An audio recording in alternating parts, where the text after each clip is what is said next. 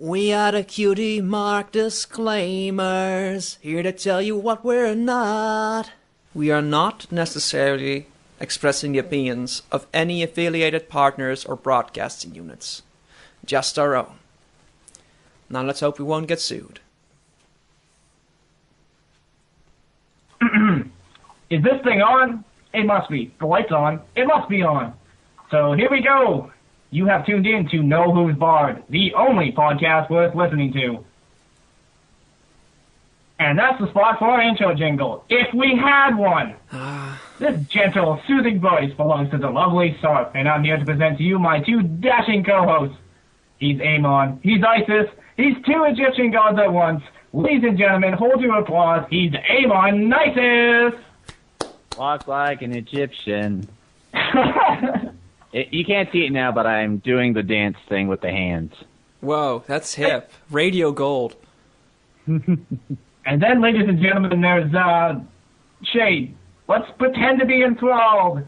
I'm enthralled. And dashing, apparently. And you're lovely, Sarf. In fact, you sound so cute. You have such a cute voice. I don't know what you're talking about. That cute intro thing, it's so cute. It's adorable. I'm bringing that one back. You deserve it. Yeah, I deserve nothing less, I guess. With your... Well, if you're gonna talk the talk, I'm gonna follow up and... are you going to walk the walk like an Egyptian? Yeah, that was Ammo's job, not mine. Yeah, I know. I'm reflecting back onto it. Why do you have to ruin everything? Well, speaking of ruining things... I have to add, usually we do our, my week, blah, blah, my week, blah, blah.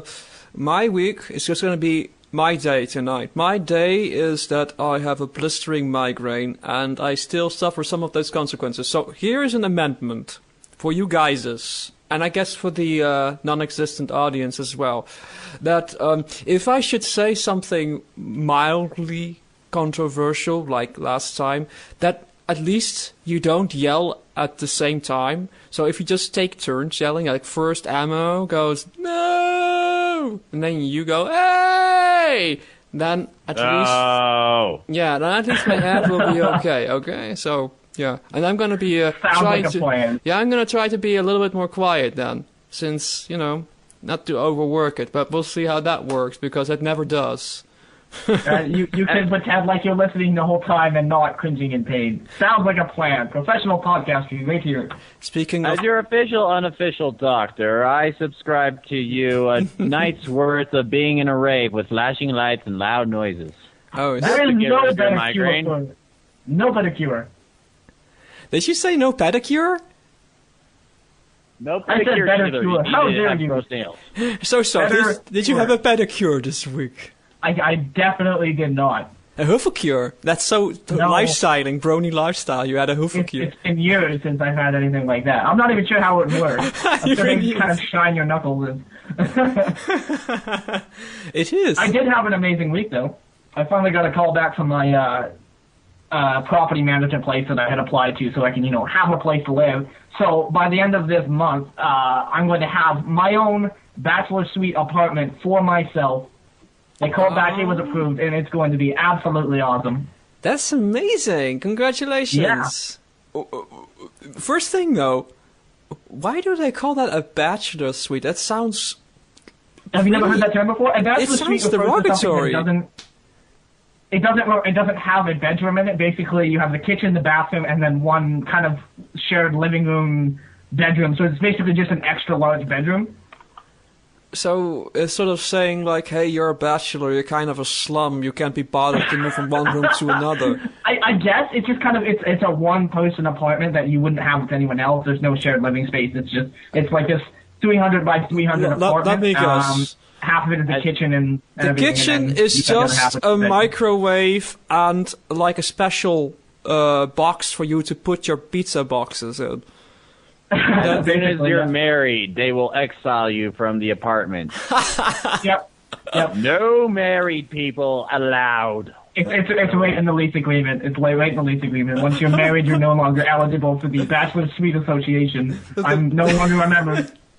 You are no longer an eligible bachelor. Ooh. So you're also kind of applying here for romance on air, kind of. No, not at all. With your I'm actually cute quite fond of voice. this new apartment, so, I'm not looking for anyone. Oh, The just- apartment, it has priorities. Come on, Sarv, just say in your cute voice that you're living in a bachelor apartment soon. I'm living in a bachelor apartment. Wow, that's I adorable. don't know what a cute voice sounds like. Exactly like that. That's just your cute voice.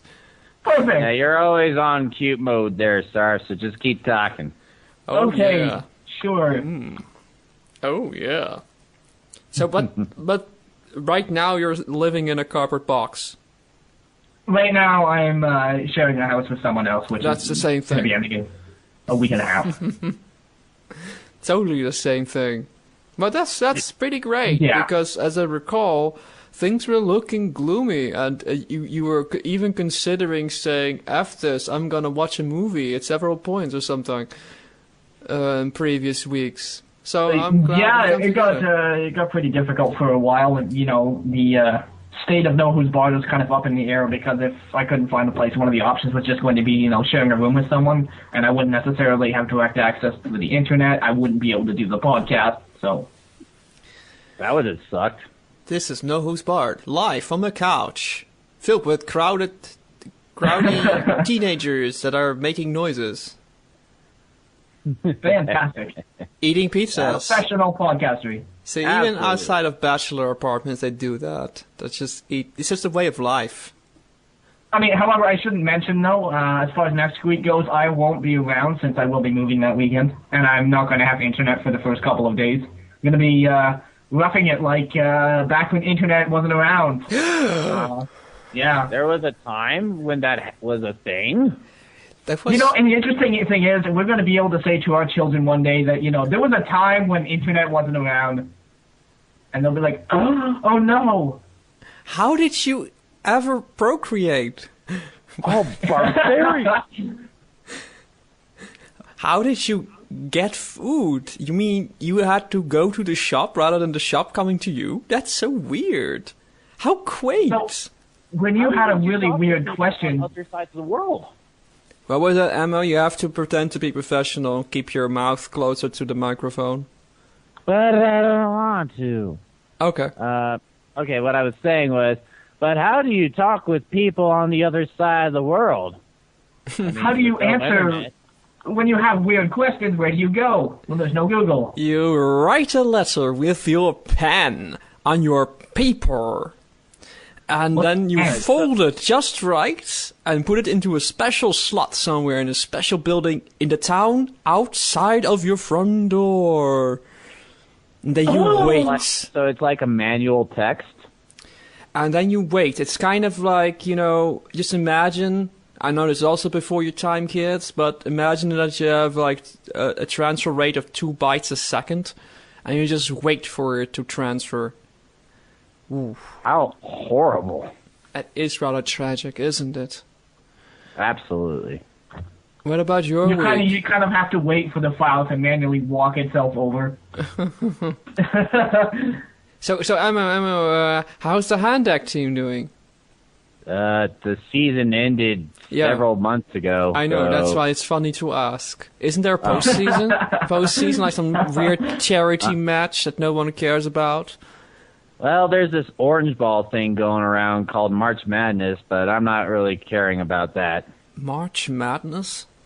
Yeah, it's professional basketball. We're all mad. over But that's here. not...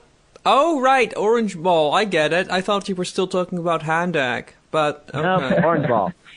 Orange ball. Anyways, my week, aside from 2 other days, it's been pretty well. But last Tuesday, during one of my techniques, I rolled over my toe and pulled a tendon, which was fun, thus kind of crippling me temporarily.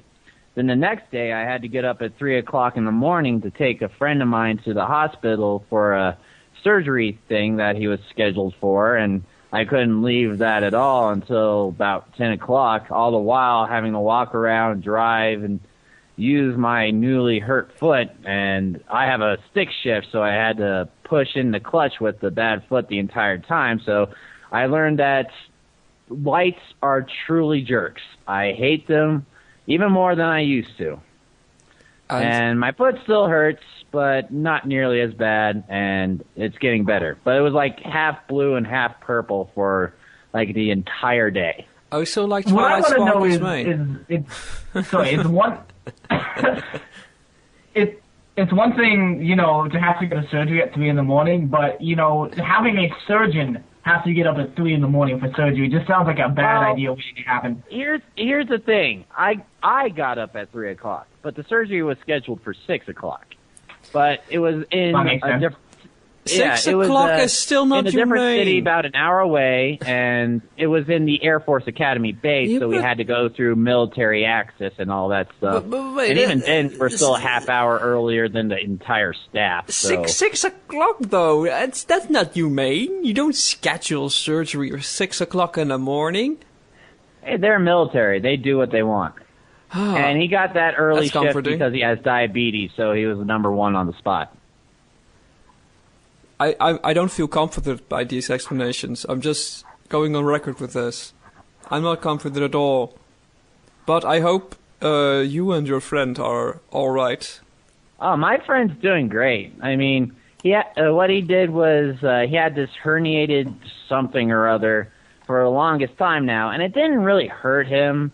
You know, it wasn't painful or anything, but he recently lost a lot of weight. Went from, like, I think about 300 pounds down to 140. So now where it used to be hidden by all this, you know, fat and gobbledygook, it was now a prominent thing sticking out of him like a basketball. So he went in to have that taken care of and tucked away, and, you know, it went swimmingly. He was in and out, and we were back on the road. There's that But, orange ball again. Yep. But that wasn't the end of the shenanigans there. Because my foot was just so recently and utterly hurt, and I was limping around like, you know, some sort of sad panda without being a panda, I could not lift the clutch initially to reverse out, and I thought I broke the clutch when I was just being stupid and just could not feel my foot fully come off of it. So I called my dad to help save us, and then he quote-unquote fixes my car by actually driving it properly, and I felt like an idiot for the rest of the day. And now you also will discover that you actually have a professional podcasting injury, because as soon as either of us over on this side say anything stupid, you can't really kick us as easily as you could before. Hey, You know, I can kick you with my other foot. Oh, that's not fair. Come on. you shouldn't feel too bad. I once had a friend who got his car stuck in front of the high school and sat there for 3 hours until his dad came to rescue him because he couldn't figure out why his car wasn't moving because the emergency brake was on. So his dad basically just came in, like, grabbed the brake, pushed it down, there you go. But is it a genuinely dumb thing though? Because see, I don't know my car things, so see, I wouldn't know the about emergency that. brake is the one beside the driver's side that you would grab and pull up.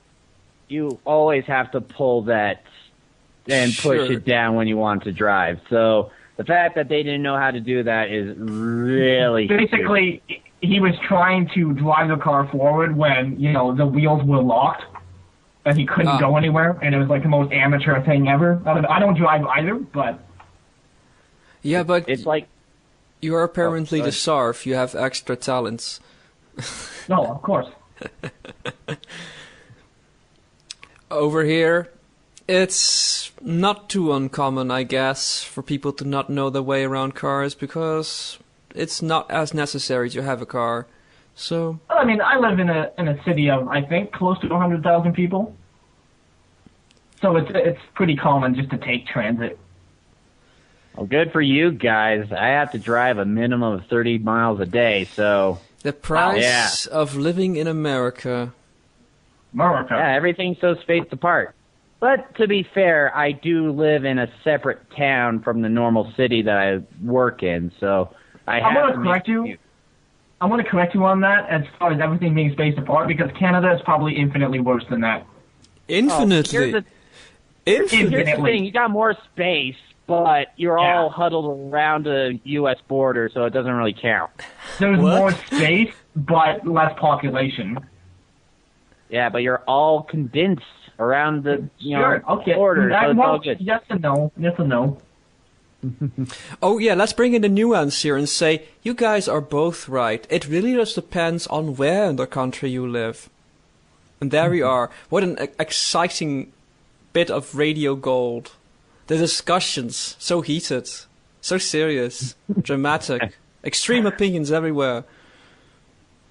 I'm right and you're wrong. Don't you have extreme opinions today, Soph? Oh, I have a lot of extreme opinions. What are we talking about today? We want to talk. We've got a good episode. Obviously, in the last week, a lot has happened in the fandom. If you're one that keeps up even remotely, you've probably heard about this. I am talking, of course, about the cease and desist issued by Hasbro on JanAnimations and Buttons Adventures. But I don't know, maybe if you're not paying attention at all or anything like that, there is a recap. I did a bit of research today, actually. So early in the week, I think it was about on like the 18th, ShadyVox, voice of Button, posted a thread on 4chan with a screen cap of Hasbro's letter, which was issued to JanAnimations on YouTube. Hours later, Jan pulled everything from his YouTube channel, which is now completely blank. Within a day, Hasbro's Vice President of Development, Mike Vogel, posted on Twitter, and I quote, "Hey, Everypony, RE, your concerns about fan work, I will look into it, promise." Later on, ShadyVox posted a 2-minute recording of himself on Vocaroo giving a brief explanation, which I kind of made bullet points.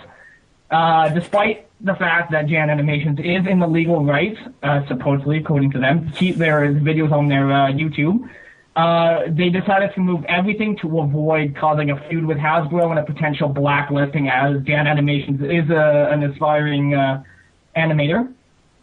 Buttons Adventures will stop entirely with the big thing that he did say. However, they do plan on using what they have, kind of their tools, and adapting the script to adjust it in a way that it isn't going to intrude on Hasbro in any way. But they are planning to have kind of an updated video some point through this week to kind of give more information about it. Well, that's big news. Everybody, take shelter. The fandom is dying. It's completely destroyed. It's gone now. It's gone now. People say the same thing. I think our show is over now too. I mean, it's just over now. I think they won't even bother airing the last few episodes of the season. It's gone now. Oh, Brony's. No point. Woe is us. Hey, we went over this a couple of episodes ago, so I won't bother you guys. And if you're a listener and you really don't know, it's on the internet. Copyright laws. It's kind of necessary for Hasbro to do this kind of stuff, especially when it's a show which is extremely show style. So it's really like, this resembles an actual part of the show, and so they have to defend their copyright even more than they would normally. So a cease and desist is completely on the money, but I don't think that they're even contesting that, are they? Even though that they say it's otherwise. I think an important thing to remember is that the Brony fandom has this big habit of, kind of stepping on a really thin line between what, you can do as fans and then what is kind of intruding on Hasbro's, their assets and all of that type of stuff. And we've seen it in the past with the cease and desist that they've issued before, especially with Fighting is Magic. And I'm kind of surprised at the amount of surprise that everyone seems to have with Buttons Adventures being closed down. Because let's be honest, Jan was playing with fire by making something so close to the show style that you could go on YouTube without knowing anything else and absolutely confuse it for Hasbro's own work. So the big thing with that is that Hasbro kind of has to do something about it because it's too close to their own work. And you can't tell me that JanAnimations was not expecting something like this to happen, especially considering the recent cease and desist that have been issued towards other projects. He was kind of treading on very thin waters when it comes to doing the style that he did have. Well, you say that, but you also have to consider it feels very personal. when you have that happen. And so more easy to be shocked, and it's also easier to make an emotional reaction, even though you might intellectually go like, okay, well, that kind of makes sense, actually. Nothing out of the ordinary.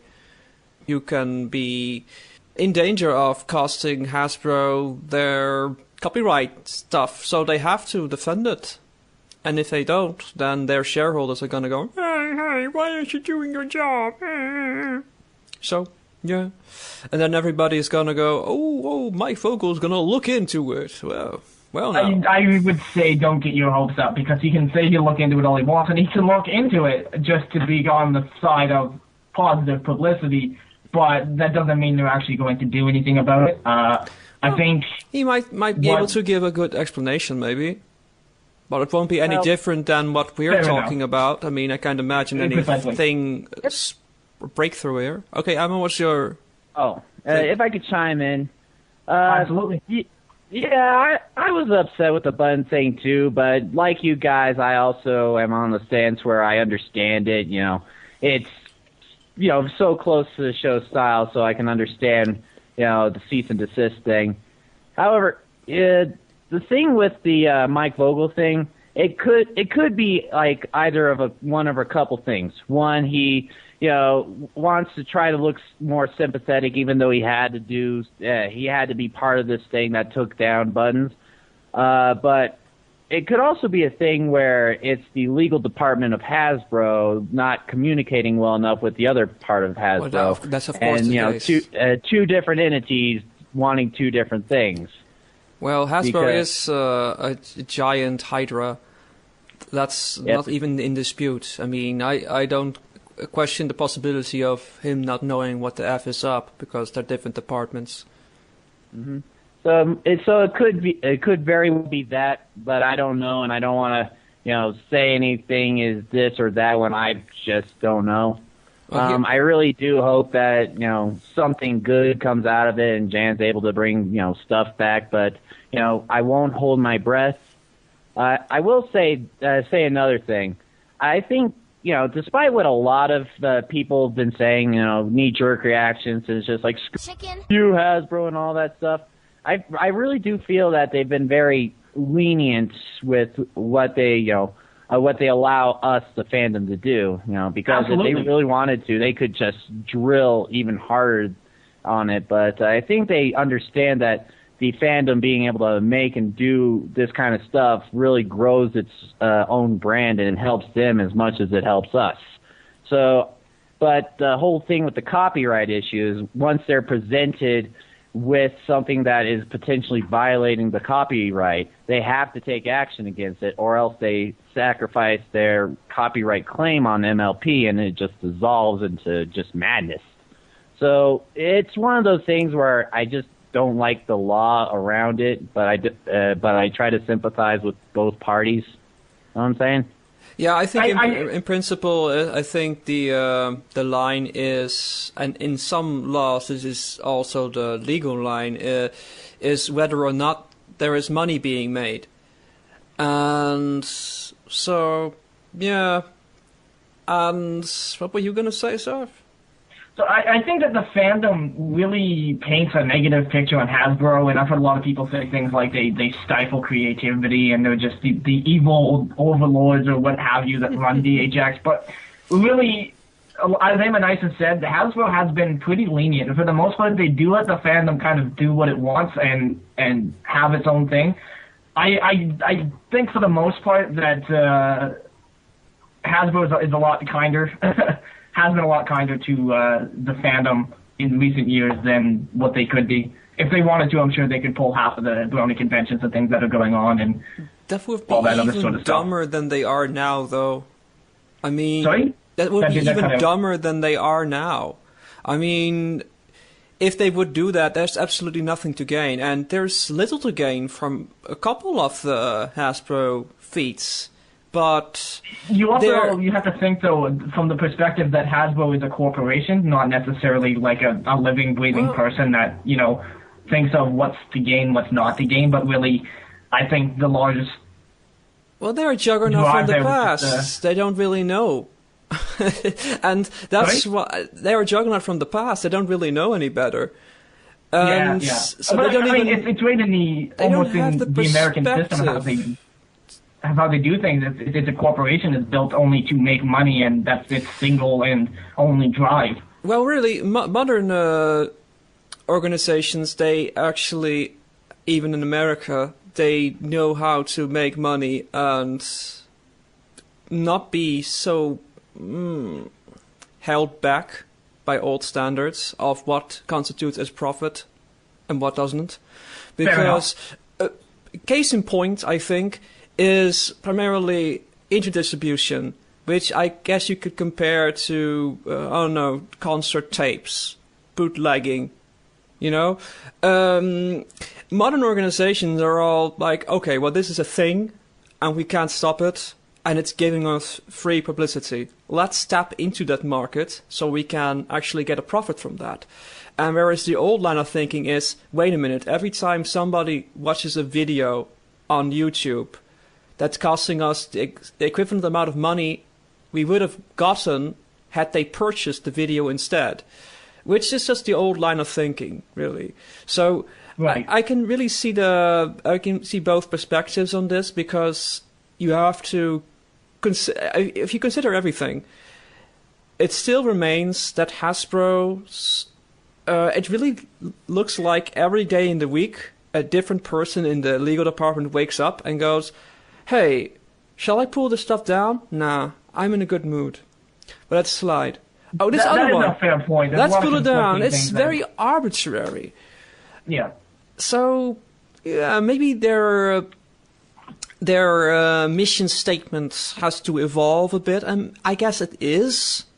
But you know, they probably didn't anticipate this particular hype springing out of the ground. So they're sort of, you know, they're flying along and doing what they can on the go. Oh well. Anything more on this? Are we gonna ram it into the ground? I pretty much said my piece, you know. It's done. Rest in peace. Okay. It's just one of those sad things where either way, I just hope it all turns out for the best. I mean, again, yeah, it was a pretty sad thing. Jan, I love Jan's animation style and how much perfection he actually puts into it. I'm not a fan of the person himself. Jan has made comments in the past that kind of... I feel like he's not very fond of his own fans, the way that he berates them sometimes. But I'm definitely excited to see what they intend on doing with their work that they've already done and kind of manipulating it into something that doesn't infringe on any copyright. And in that aspect, he could definitely take it a lot further and use it for a real portfolio.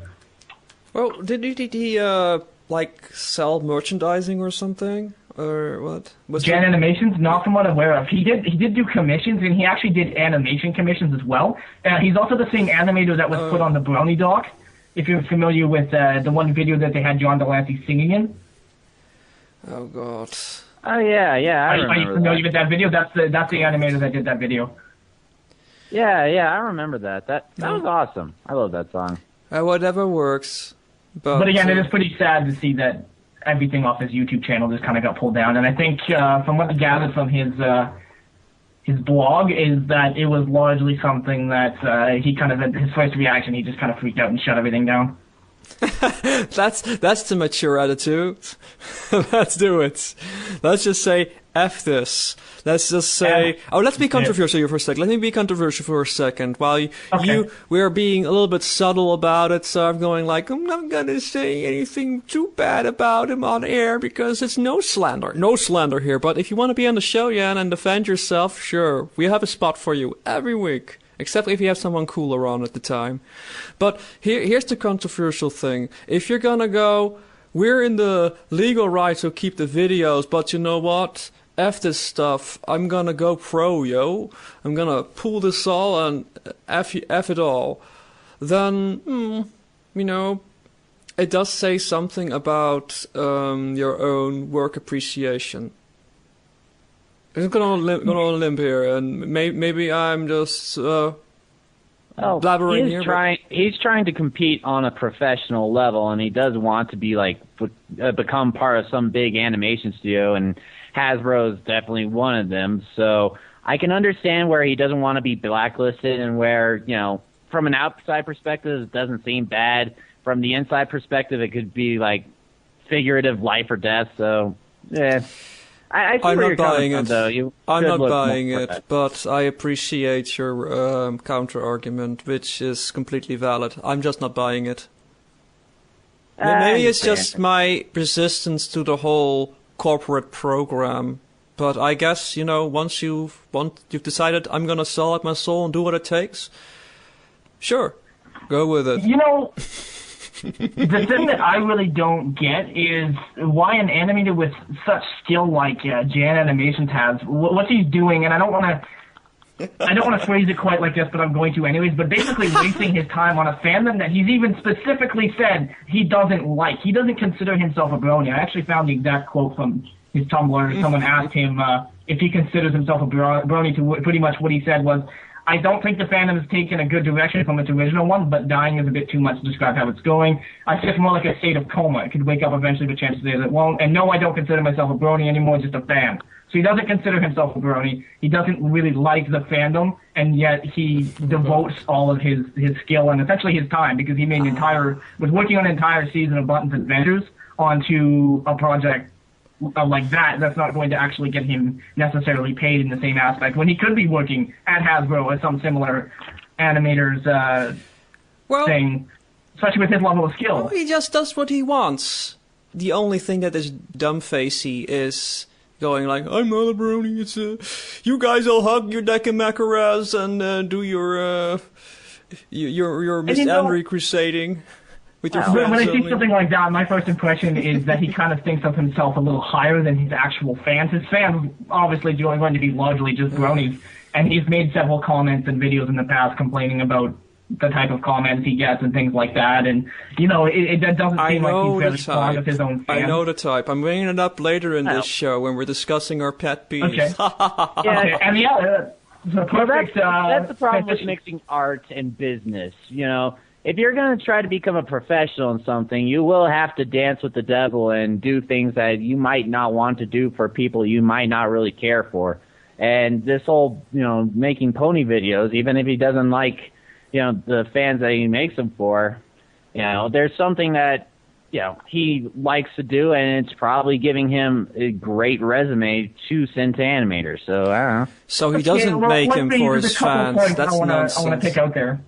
First of all, if he doesn't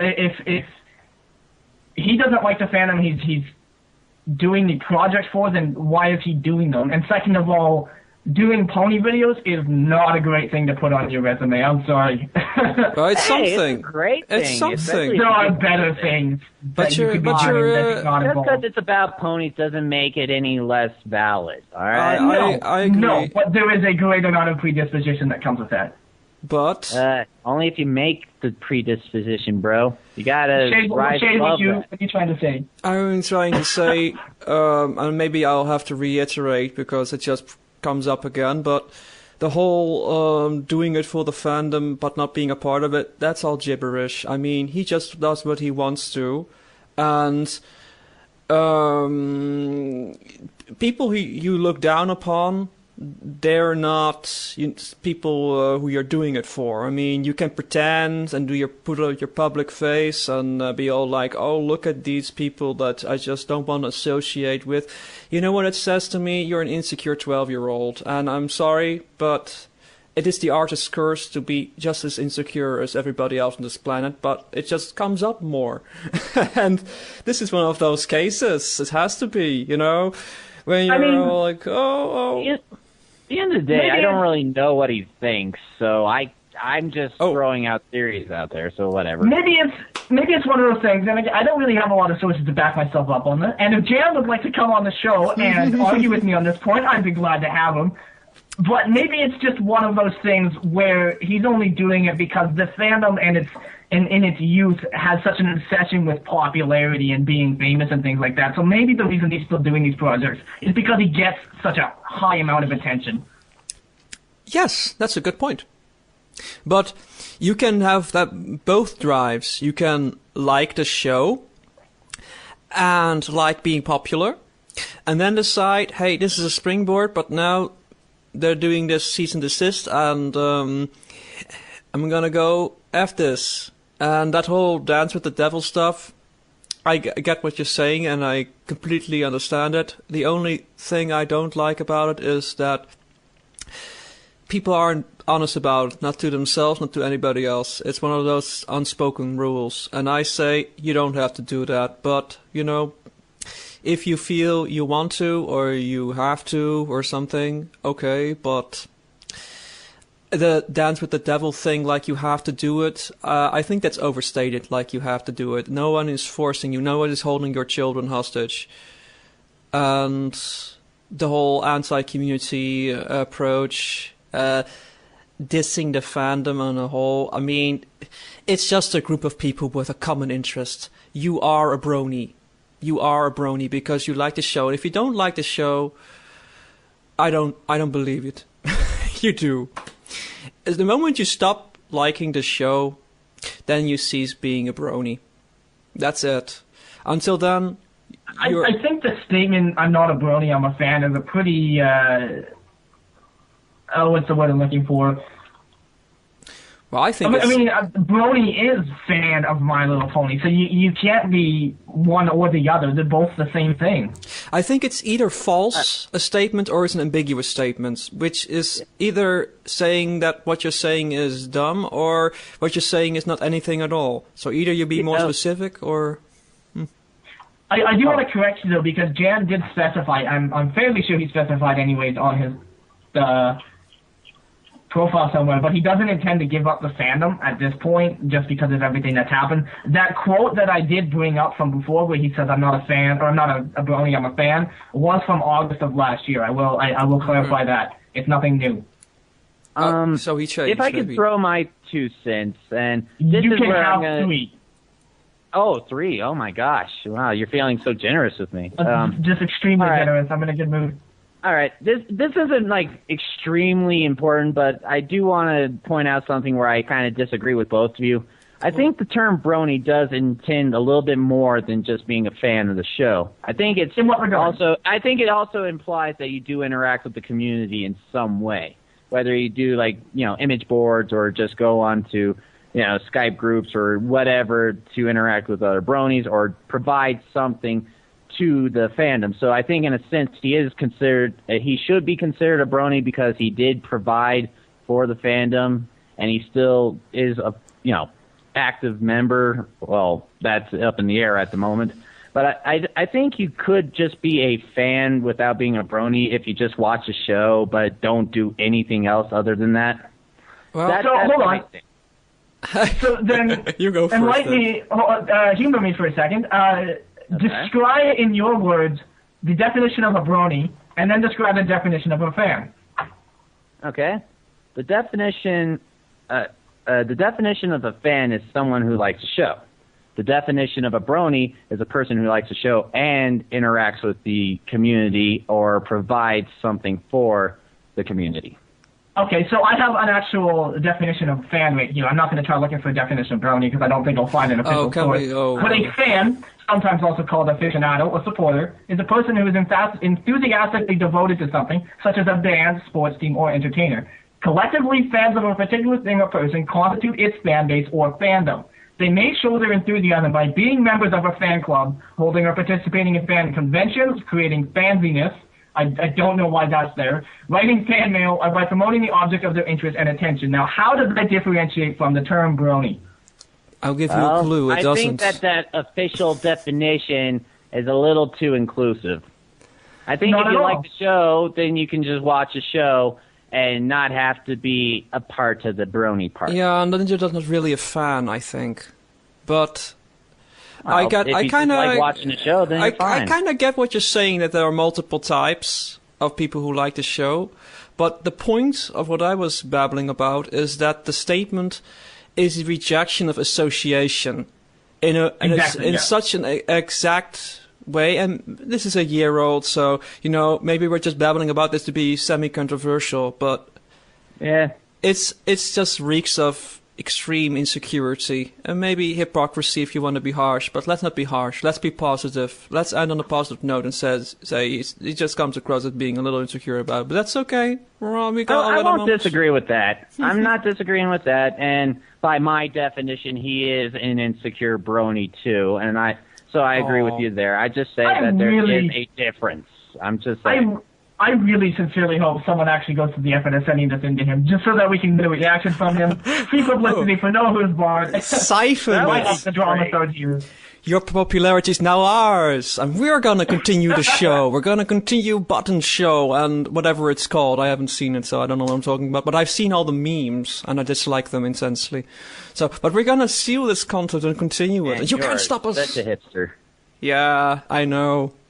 I think from this point on, we can safely transition into our next topic, which is insanely relevant. And yes, we asked for emails last week, and of course, our ever-devoted fan Thano sent us in a novel. Oh, cool! Can I read it? I'm going to send it to you now. You should save that to a notepad while you get the chance.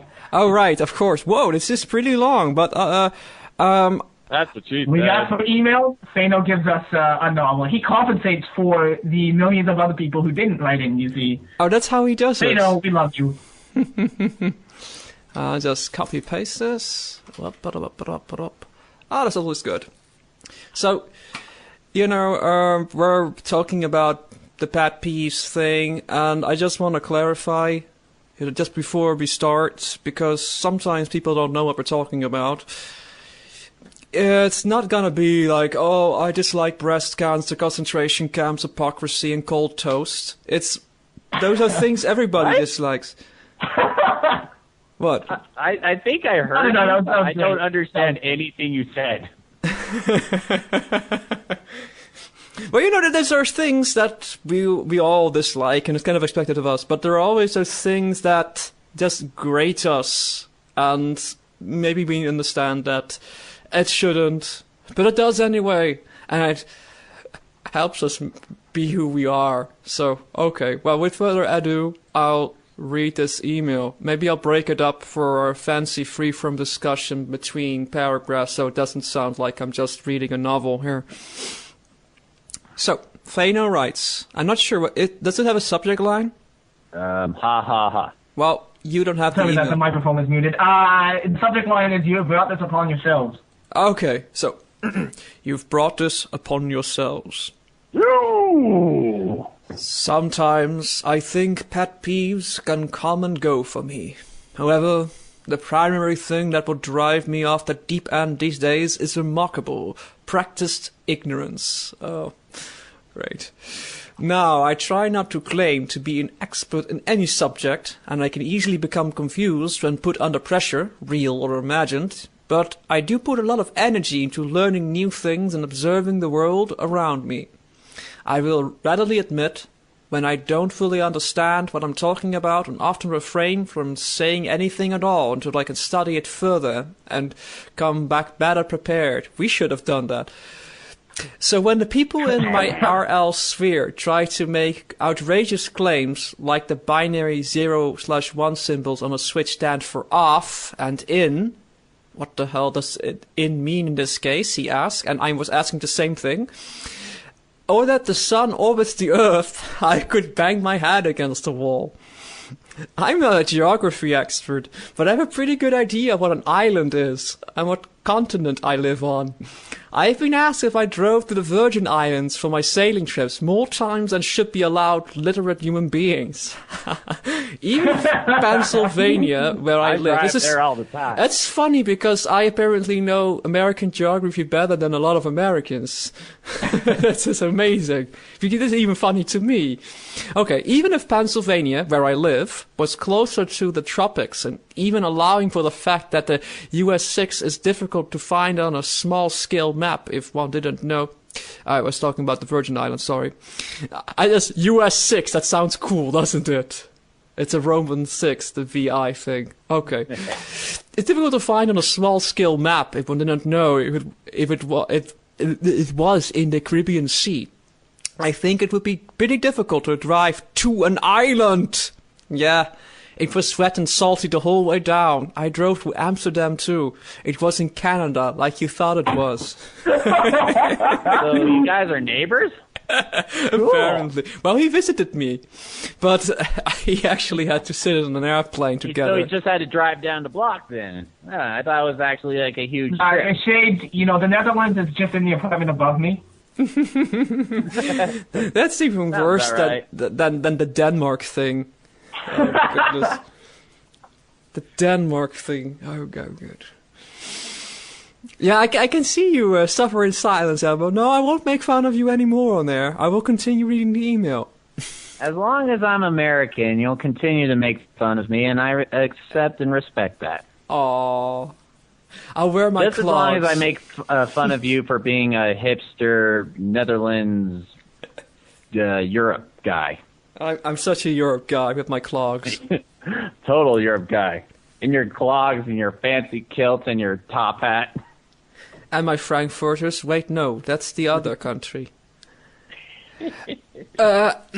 Again, more than once I've made a fool of myself for not knowing what I was talking about, and I don't mind questions like whether or not I can see the flag on the moon with my telescope, or what those poofy-looking clouds mean for tomorrow's weather, because they are not necessarily obvious answers to someone who hasn't put much time into researching it.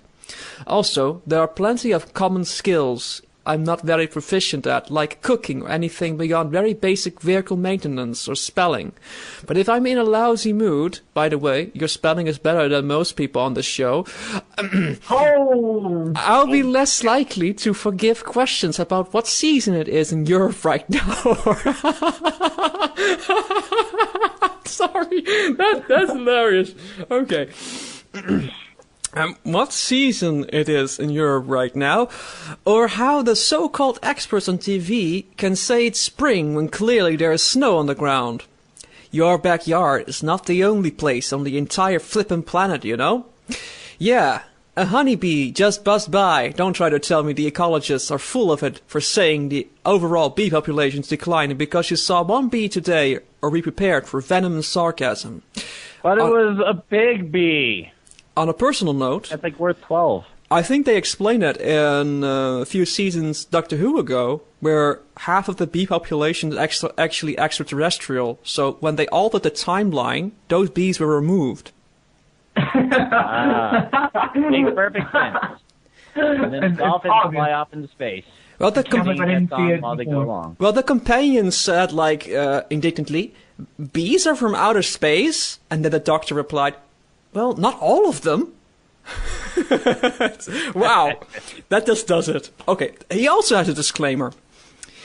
I do not intend to assert any claims that are generally kind of controversial without evidence of my own or from a trusted authority to back it up. However, it is my belief that it is good practice to take into consideration the worst-case scenario regardless. If there is water sloshing around below deck, we won't sit around and say it's dry above deck and not do anything about it. Rather, we systematically check all the places where seawater could be getting in and take action as though the boat were sinking, even if it's just one of the water tanks that sprung a leak and the bilge pump was clogging. It's a boat analogy. How surprising, Fano.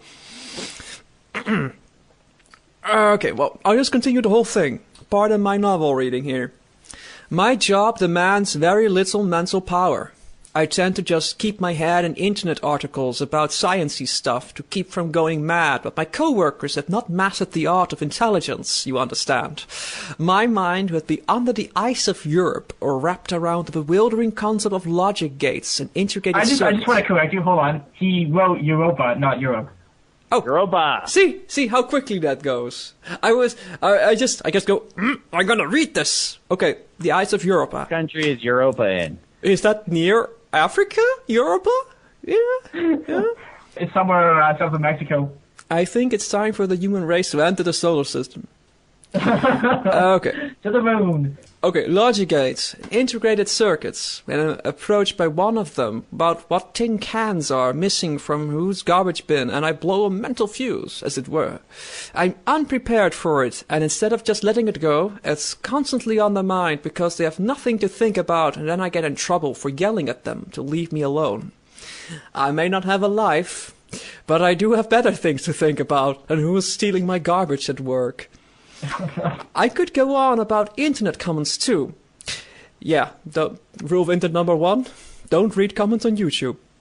But that's pretty obvious, and I've just learned to avoid most comment sections or every website, and it's really a big deal anyway.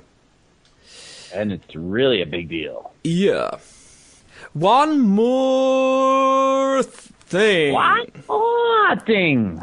Well, I can't say I'd wipe it out entirely. I can get a little jaded with so many people complaining about their favorite things.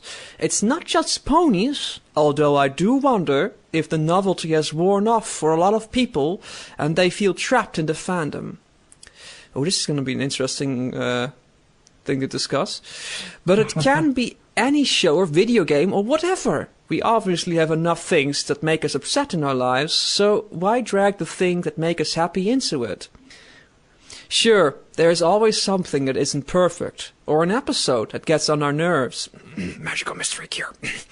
But that shouldn't be our point of attention.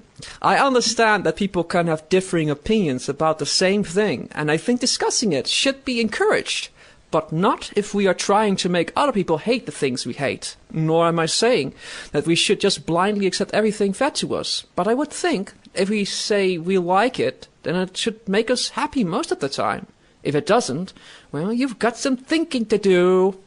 I'm going back to ponies to say that I try not to take any episode for granted. Yeah, there are episodes that really annoy me, and some that aired in an awkward order, but those are only a few examples. You could say that there is nothing special about a particular episode, but it suggests that every episode is inherently special for being in the show I love so much. I'm not trying to prove that I am a better fan than anyone else for loving the show more than them, or anything silly like that. I'm just trying to leave off on a positive note. With much angst and pompousness, Captain Fano. Well, he didn't actually sign it Captain Fano, but I'm just going to say Captain Fano. Congratulations. Fano, that last paragraph, I love you. I agree with all those things. I give you internet hugs. I can't see it right now, but my arms are wrapping around my neck. And a promotion to captaincy. The infamous Amonisis internet hugs, ladies and gentlemen. Yay! I want one too. It's not like he doesn't give them freely to every person who's ever mentioned on this show. Everyone deserves a hug, in my opinion. Not that I'm calling you promiscuous or anything like that. Oh. I'm hug positive, my friend. I believe that all hugging styles are. Is it contagious? Is it contagious? I hope not. Yeah. I don't want to catch it. Like I'm very self-conscious about these things. I don't want to catch anything. No cooties for Sarf. No cooties. Should I wear like a breathing mask, latex gloves? One of those ponchos. Ugh. You know, I'll tell you what. I'll have the T-ponies come in and we'll install a 8-foot glass shadowproof glass between you and myself in the studio here, and that way you can't sneeze on me or touch me, and we'll be good. I will find my way to you, Sarf, and when I do, you will get the hug of your life. That's uncomfortable. Same with you, Shade. Yeah. Well, Sarf is gonna still fight it. He doesn't want your cooties. And my cooties are for everyone. Everyone. So I'm gonna file the people being ignorant jerk faces into the breast cancer concentration camps and the other stuff I said. That's sort of that department, I believe. But at the bottom end, he brings up an interesting thing with the show stuff, because I think it is kind of a commitment. And some people, they feel kind of locked into it. And some people even decide to say that they're not bronies while they're... wait a minute, we're bringing that back? No, I'm sorry. I can't help it. It's in my nature. Yeah, so that's a pretty good point, I think. You guys, anything to add to this? Anything to add to the email or to the topic? Because I've got a few. Oh, well, if nobody has anything to add about the topic, because it's just a really... a standalone email, it works... Well, it's a pretty straightforward email. Let's take out one thing I want to add to my list of pet peeves, and one of the biggest ones for me, as someone who works in electronics and a cell phone store, I see a lot of this, and that's just general, I guess, not having the patience to try and sit down and figure out technology, or not even attempting to understand half of it. It's very common amongst a lot of people that are even 30 years old and up, that they'll just look at technology and say, I'm old, I don't have to figure this out, or I'm old, I'm technologically impaired. And they use it as a bloody excuse. I'm 30. I'm ancient. I know it's tragic that people even that young will say that. I can think of one exact case of a lady that came in and bought a cell phone from me, who actually worked as a special needs teacher, so you cannot tell me that this lady did not have patience. But after she came in day after day, and I spent probably a total of 6 to 8 hours trying to help her with this iPhone that she got, she would not sit down and play around with this stupid thing for 45 minutes to figure out half of the functions. You press 2 buttons to make a call. 2 buttons to make a call. But after spending 8+ hours trying to help this lady out, she returned it and cost me $20 out of my paycheck, because I would have made money when she originally got it, and then it took it away. And like, I can understand if maybe, you actually gave it an honest effort, and maybe it's a little too complicated for you, but it's just the fact that she would not sit down and actually try to learn it. She stood on the other side of the counter and said, I look at all the things you have around the store, like the video games and stuff like that, and I'm just intimidated by all these things I don't know. And she used that word exactly. She was intimidated by her iPhone. Well, I guess how can you be intimidated by technology? Well, that's sort of, actually, there's an explanation for this, because you grew up with, I'm sorry, I'm going to do it. Not exactly devil's advocate. I don't make a habit of dancing with the devil, but you grow up with technology, and people 3 generations ago, I mean, there were Amigas out when they were 40 or 30, that's not growing up with technology. That makes it intimidating. And if you get a new device, that you've never seen before, you have all the similar knowledge of similar devices to get a grasp on how things should work. And 9 out of 10 times with technology nowadays, it's enough to not need any I never use instruction booklets, even with cell phones that my mom gets, even though I don't use cell phones myself, but just some basic grasp of how things should work. I don't need those things. But imagine someone who doesn't have experience with computers, or maybe even VCRs or something, Right. That might be intimidating. Is a good word. Granted, there's some validity in what you're saying. In a lot of cases, if you're like 80 years old, I could even forgive 60-year-olds. But I've seen people that are 67 years old, and I see lots of different types of people that come through my store. I've seen people that are 60 years old that have a smartphone and know more about it than I do. Yeah, because they're actually, hippies. they figure these things out. But they're hippies. The case with a lot of people that are even 40 years old, and that's what it irks me the most, when you're not even that old, and you're just too lazy to even try to work. And that's like the special needs teacher that came in. She couldn't have been even older than 45, but she was too intimidated by the prospect of pressing 2 buttons on her phone, of just the sheer fact that there were several other buttons that she could also press, that she just wouldn't. And it's frustrating. It's extremely frustrating, especially when you have to try to explain these things to people who want you to explain them, but you can't explain them because they're not listening anyways. I can understand where you'd be frustrated with that, but some people just don't pick up technology that quickly. And I don't think she was really being lazy, per se. She's a special needs teacher. Those people they rarely have time to be lazy.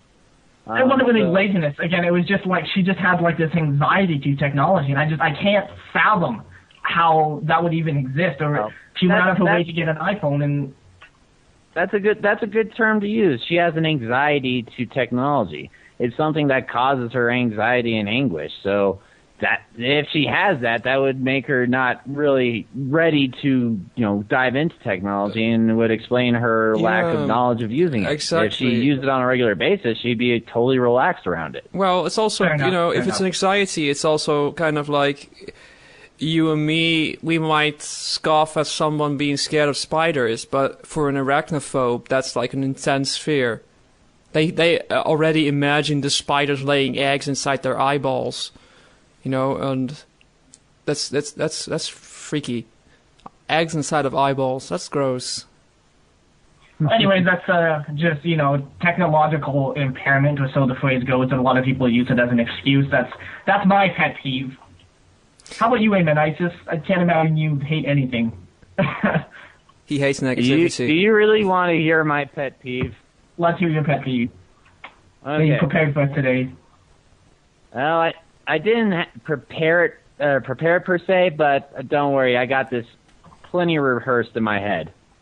I am totally fine with people who critique, you know, any sort of form of art or, you know, whatever. If they're able to explain why they don't like something, you know, or why they think something doesn't work, I'm totally fine with that. I think critiques are a very important, necessary part of making, you know, shows, cartoons, comics, yada yada, better.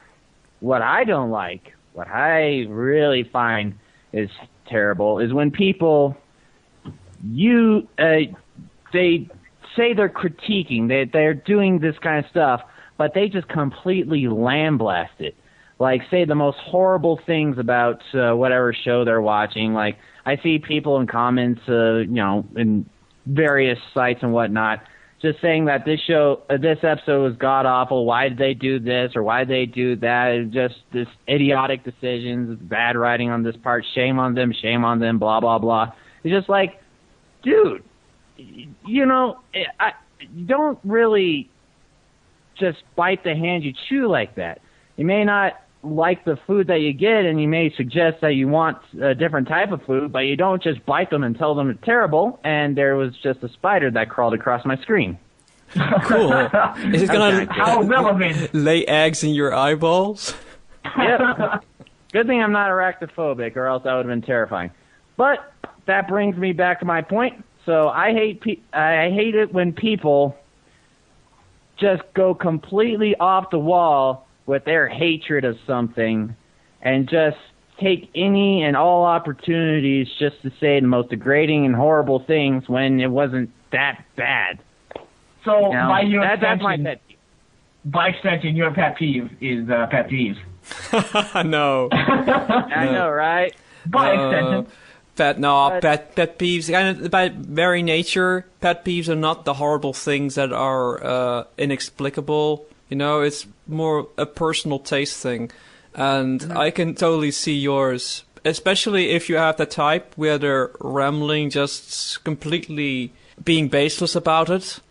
And then you say, well, let's say that you say, well, there's really no need to be so vitriolic about it. And then they're just going to respond, hey, I was just critiquing the episode. Exactly. That's not a critique. They could have a good point. Like, they could be, like, I could agree with some of their critiques, like, almost 100%. But if they're saying it like, you know, they're trying to tie the writers up and, you know, burn them like a witch, I just don't want to fly with that. That is a little extreme. I see where you're coming from there. God. I've gotten quote-unquote keep critiques. it professional, man. Come on. I've gotten quote-unquote critiques that basically just say, this sucks, or what is this, you know? Or this is weird. I've gotten that a couple of times this week. This is weird or something. And that's not a critique. I don't know what to do with that. And I decide someone just going, meh. to do nothing about it. So, yeah. So I have a couple of pet peeves, but we only have, well, something like resembling 2 hours in total time. So I'm not going to... half an hour left. And fortunately for you guys, I didn't prepare. So the first two that come to mind, I'm just going to go over these two. And the first is something that has been brought up earlier with the fan thing. I have an intense antipathy with the word fan, because whether you go with the new definition, which is like an enthusiast of something or someone, or with the old one, which is being fanatic, and I am not fanatic about anything, because being phonetic implies that you don't think about it, and I think about everything I like. Nothing I like is unconditional. It's I love it so much because it's that awesome. And the new... that was only, that definition of fan was only something I pulled up. I just Googled it, I pulled it up on Wikipedia, but it served its purpose. That is the modern... Here's the thing, I don't follow those definitions. I follow my own definitions. Well, that's convenient in this language we're using when we're communicating, but... You're a total potato. A potato you want at the table. My usage of the definition served its purpose for what I was trying to do. Maybe my definition of the word definition is different. That's the problem. Okay. What's your definition of the word definition? Please define definition. Well, I can't because you're using the wrong word, the wrong definition of definition. So you're not going to get a definition in your sense. You're going to get mine. But no. In the modern sense, the problem is that it's used in this very proprietal sense. People have fans and go, hey, my fans are totally bothering me yesterday. It's like these fans, oh no. Oh, my fans, they don't give me enough love. My fans are this, fans. It's this, and if I decide, like, I come across some, a person or some work of art somewhere and I go, let's be a nice person and draw a picture for this person. And then they go, oh, I've got a fan art. I already feel the distaste in my mouth. And I know in part that this is not completely logical, but that's why it's a pet peeve, you know? It just makes me feel really... I understand exactly what you're coming at. I think a better description of the word fan would just be an enthusiast. That's what I use. When I speak of music I like, I say I'm an enthusiast when I can. And I don't... Goodness, I know that there is no such thing as a Shade fan base. I don't have fans. I'm your number one fan. You have one fan. You have one fan, Shade. You're a friend. And you like some of my stuff. That's I used great. to be a fan, but then his artwork started going downhill. You know, I just keep up with it because I have to. I was a fan until he became popular. I was a fan until he became popular. I sold out by drawing what people like. You sold out to the corporate regime. How could you? Yes, totally. Oh, the other pet peeve. This is a funny one because on the show it's kind of I don't know what happened. I think it happens like in the second or the third episode, and it's been one of the running gags. I'm not sure because I was introduced as being I'm not sure what it was, but the optimistic guy. But then we had a disagreement. Me and Emma had a disagreement somewhere in episode 3 or something, and I was degraded to being the cynic. And this amusingly ties into that because, thankfully, I don't think of you as a pure cynic. If anything, you're definitely more middle of road than most people I know. I just have to say that because you're European, and Europeans have the stereotype of being super cynical. No, you say that because it's funny. Yes, and I'm not bothered by it funny. Because it's funny. But it is one of my pet peeves when people seriously, and goodness knows I know some people who actually do this, but not many. When I'm being realistic, they brand it as being cynical. Like, for example... I know what you mean. When I'm being optimistic, I'm sorry, I'm going to have to be a little bit controversial, but you guys just take turns screaming or knowing. But when people are going on about that I'm going to the afterlife, and I'm saying I don't have to go to the afterlife, I'm happy, and I'm not going to go to an afterlife. I base my optimism on realism and the world around me as I understand it, and that's good enough for me. It's not necessary. And that's your own definition. I don't need to live forever to be happy with myself. So that's actually me being optimistic, but... Yeah.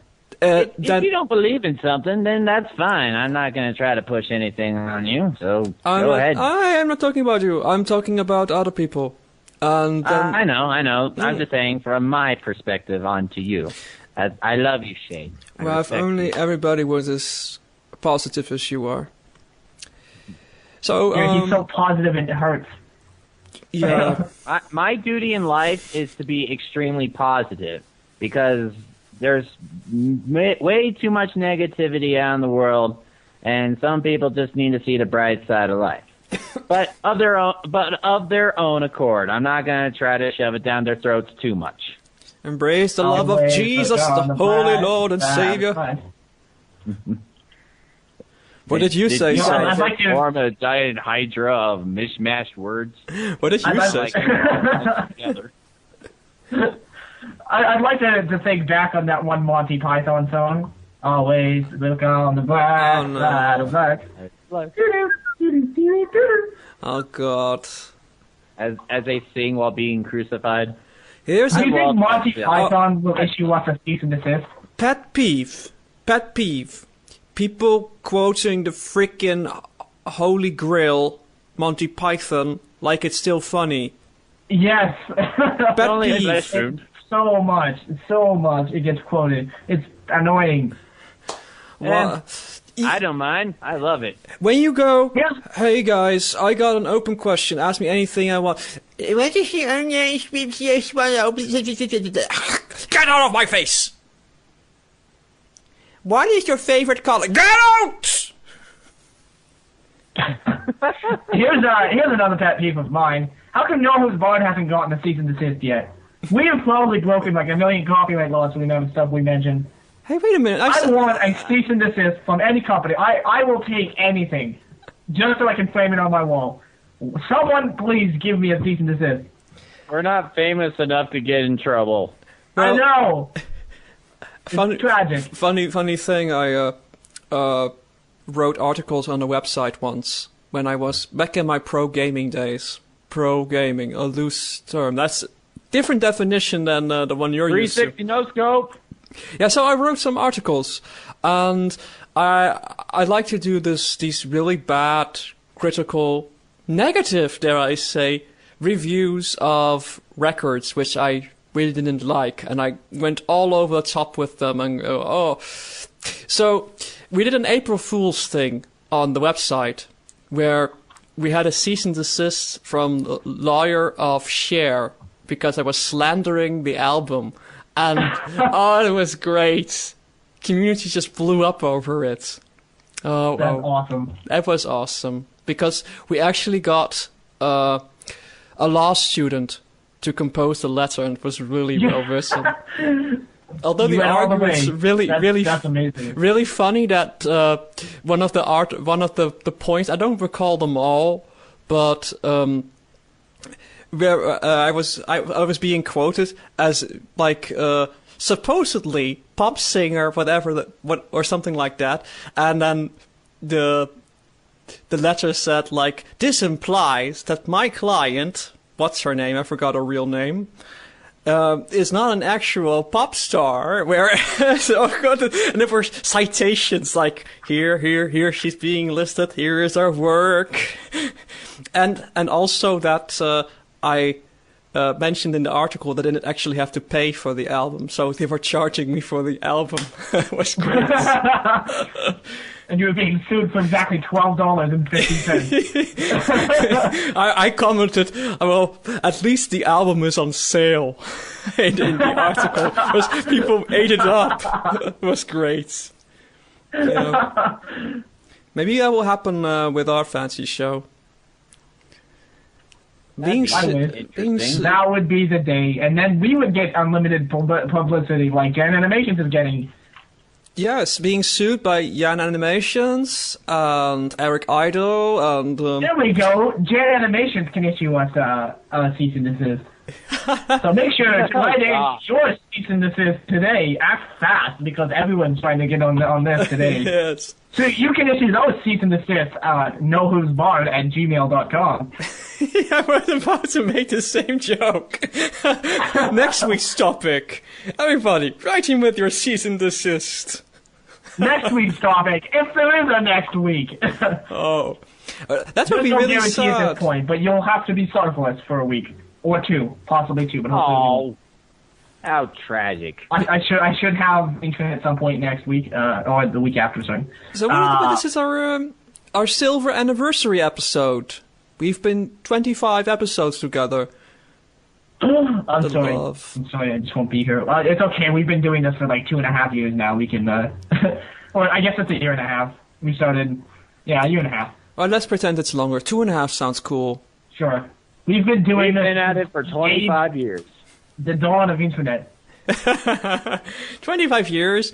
Are you guys even that old? Come on. I'm going to be turning 20 when I'm visiting you, Shade. It's all I'm good. 25 minus 3. You're not scared of sleeping in the same bedroom as this old guy? No, I think I'll be quite safe. You wear protection, full body armor. Full body. Hey, wait a minute. It's so hard to get all this plate mail on the way. Don't take my chastity. Is that okay for this show, for our PG rating? I think it is. Absolutely not. Okay, well, we'll censor it.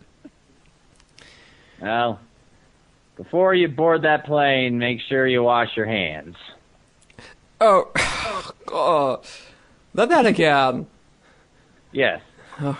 That is my ongoing joke, and I'm going to keep it ongoing. Moving on. Did you guys watch the episode? Yes. Yes. Me too. We don't have time to talk about the episode, Shade.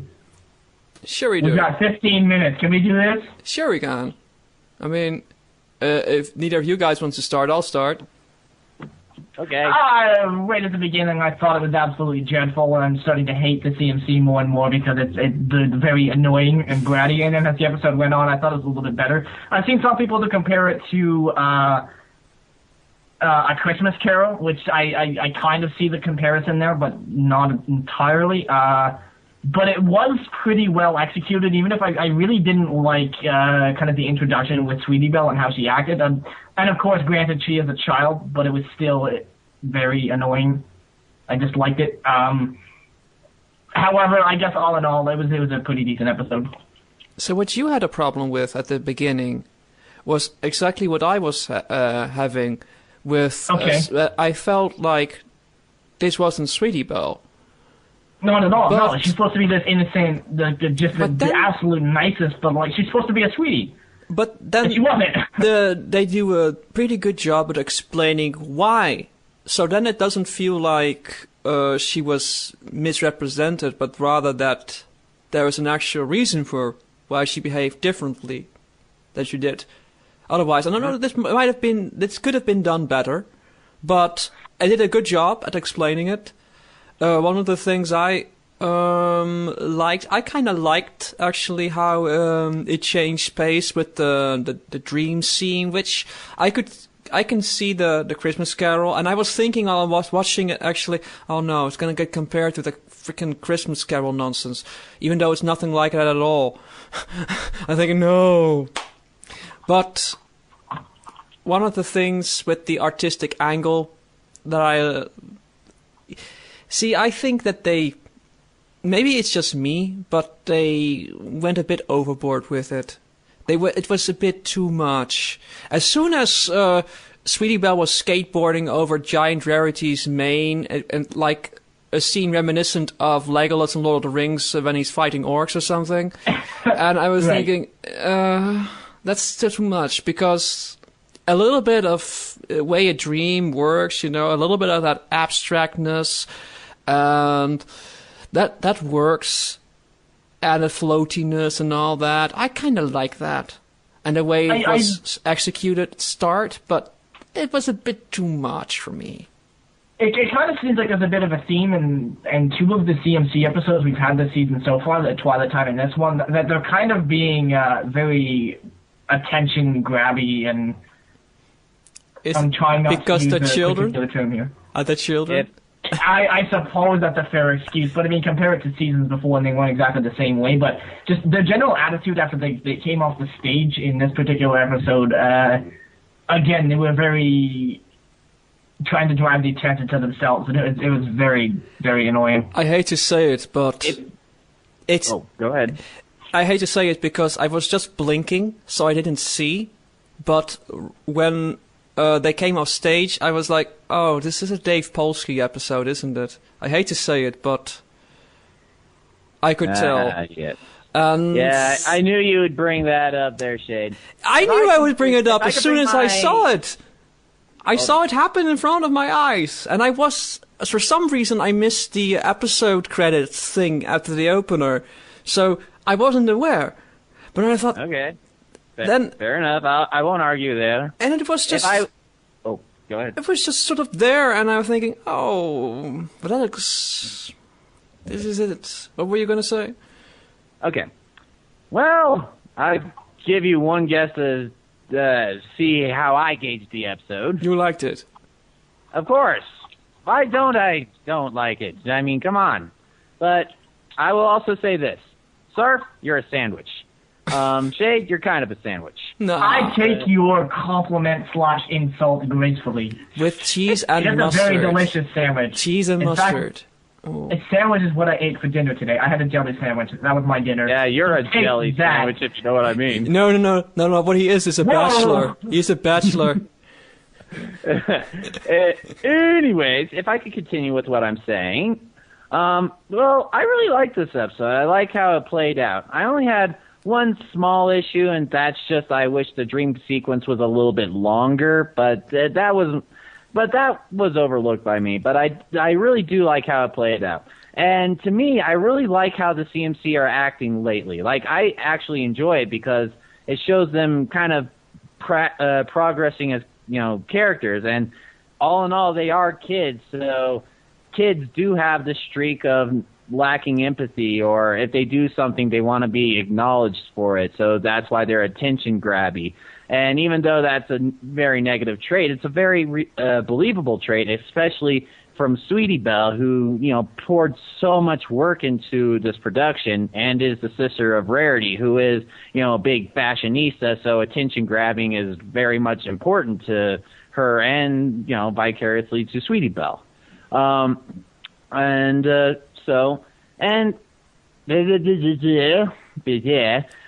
So I really like how that part played. Like I said, I wish the dream sequence was a little bit longer, but that's okay. I'm going to interrupt you right there. Any longer, and it would have been a freaking Harry Potter movie. That was half the freaking episode. So, this is interesting. Ava Dyson says it should have been longer.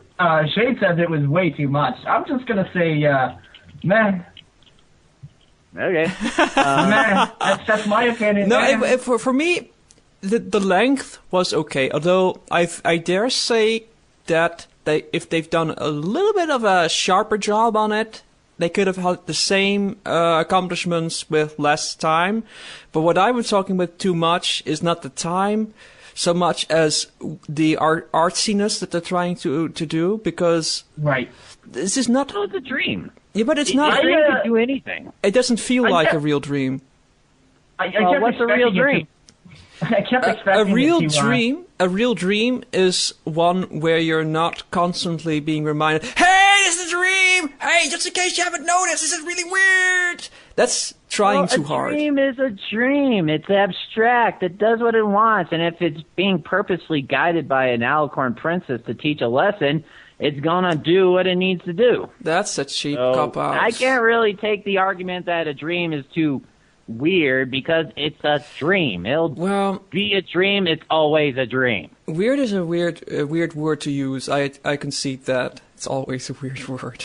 That's how I kept waiting for it to break down into song, and I guess I think that would have made both the scene and the episode a lot better if we had a solo song. Yes, no, you just want to hear her sing because it's awesome. Because it is awesome, and you know what? I think it would have improved that scene itself, because the way it was designed, it strongly reminded me of other music kind of videos that the show has done in the past.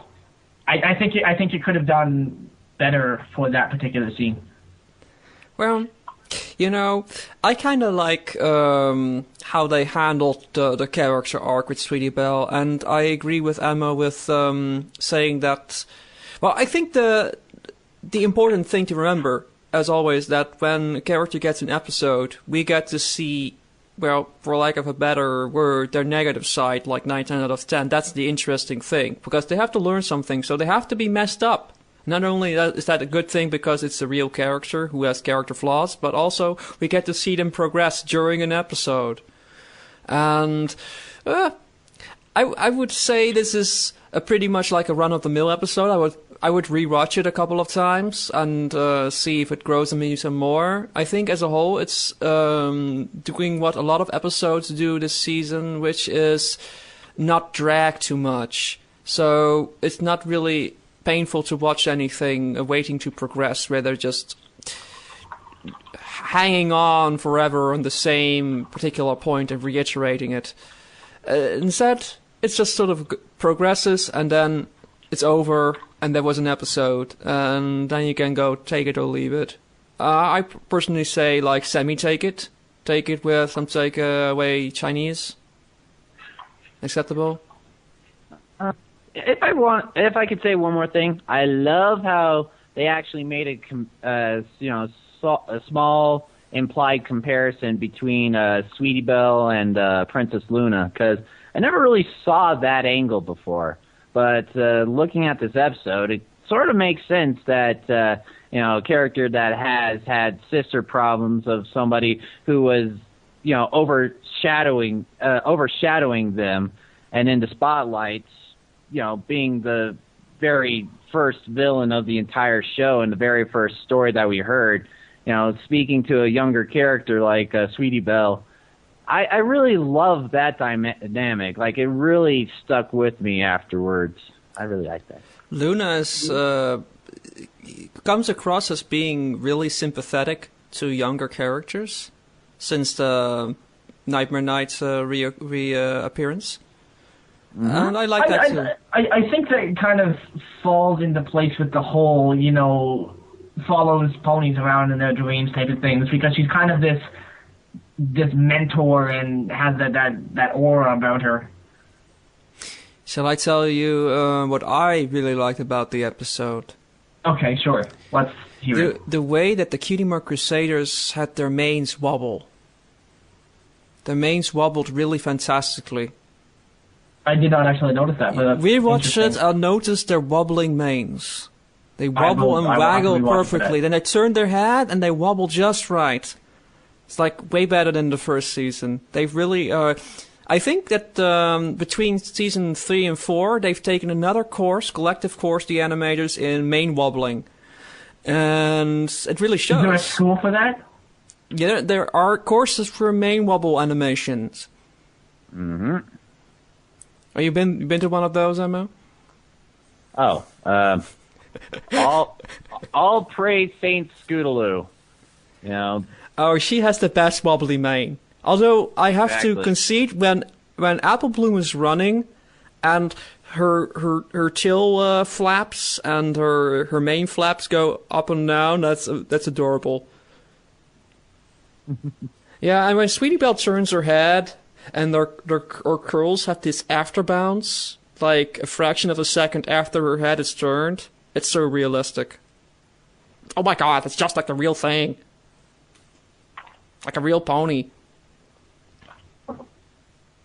Okay, apparently this is an episode. You killed it. Congratulations. See, I brought up a point that nobody could disagree with. I'm gonna no. You thought about it, but thought, no, the remains really are awesomely animated. Too bad.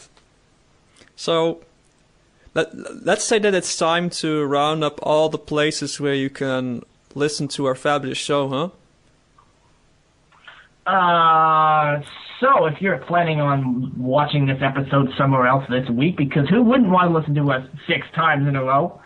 We are available Alicorn Radio at alicornradio.com, Tuesdays at 8 p.m. MST. We're available at the Hive Radio, that's hiveradio.net, Wednesdays at 3 p.m. AEDT. Celestial Radios, that's celestialradio.com on Wednesdays at 7 p.m. EST. And Lunar Radios, Thursdays at 6 p.m. Central Time.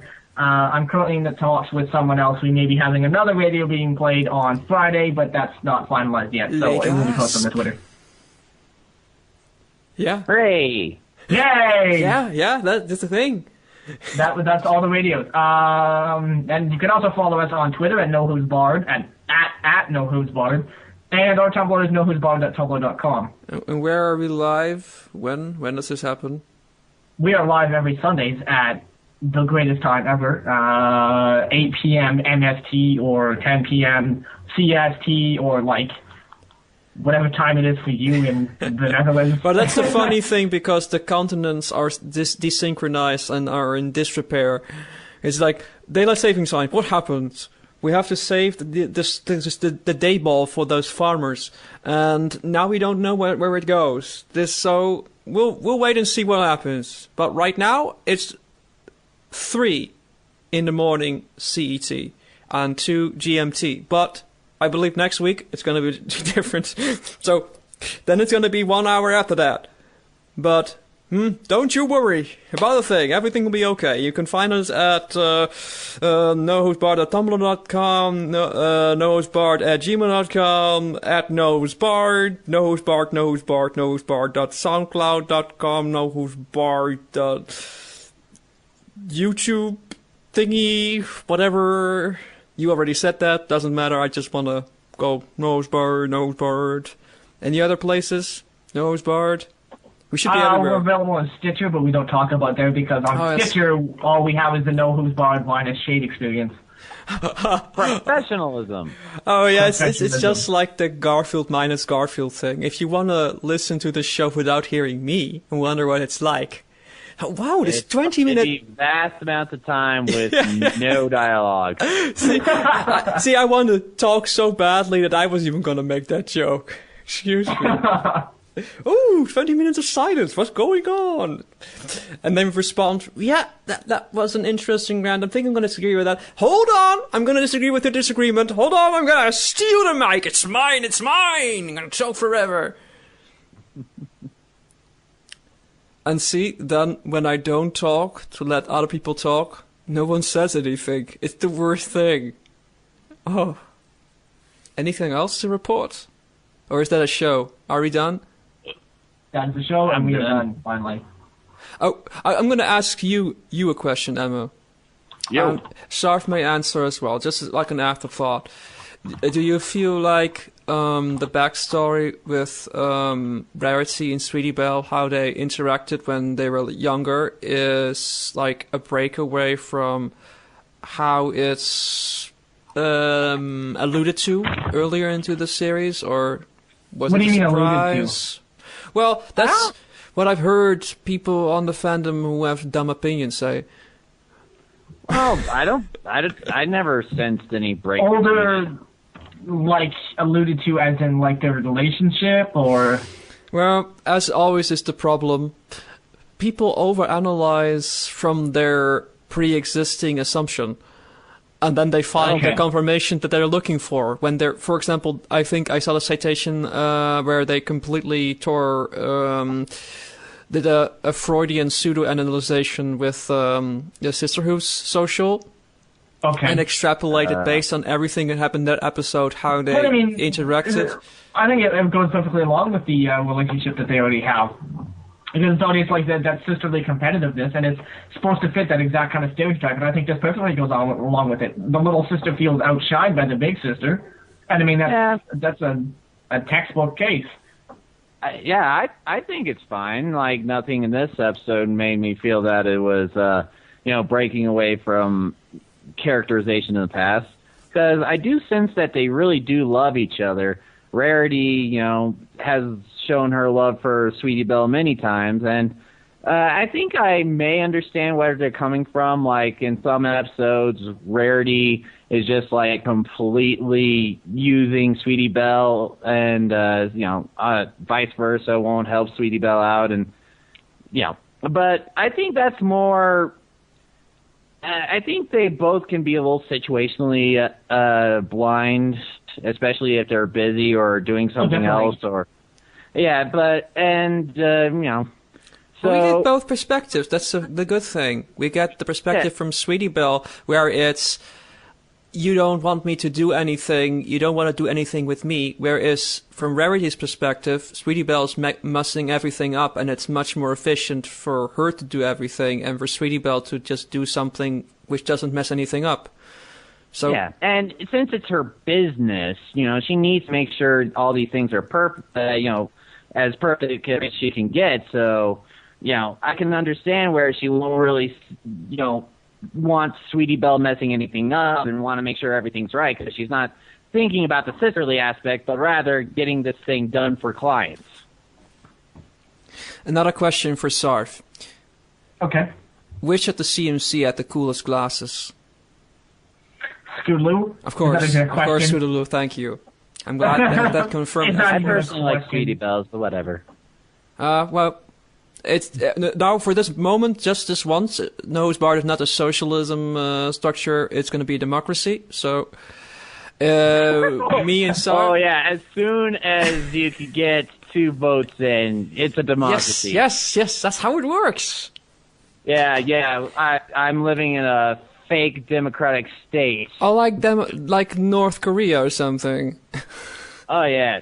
Hey, we're a democracy, only when people are voting for my side. Well, that's pretty easy, considering he's the only one on the ballot. Exactly. Wow, so much support. It's just like the Krim, but we already went over that previously. Another pet peeve.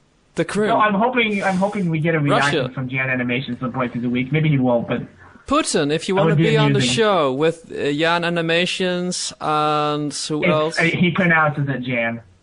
Is it Jan? Is it Jan? I'm pretty sure he pronounces it Jan. Yeah, he's used his voice in several videos. He's made comments. It's also a Dutch name. Jan. Jan. Okay. Now you know. You have some last-minute news here to stitch onto breaking news! I just found out from the person who was hooking us up with chicken. Well, stay tuned for more exciting news. Over to you, Mo. How is the weather? The weather? It's currently hailing molten milk balls in the south side and raining acid fire. Dogs are currently living with cats, and it's all chaos. Back to you. Oh, that sounds like the bottom ashrama. Haha, that was a joke. Straight from the auto cue, but so spontaneous. Alright, that's it, guys, for this wonderful show. From all of us here, thank you for listening, and tune in next week for another exciting episode of... Know Who's Bard?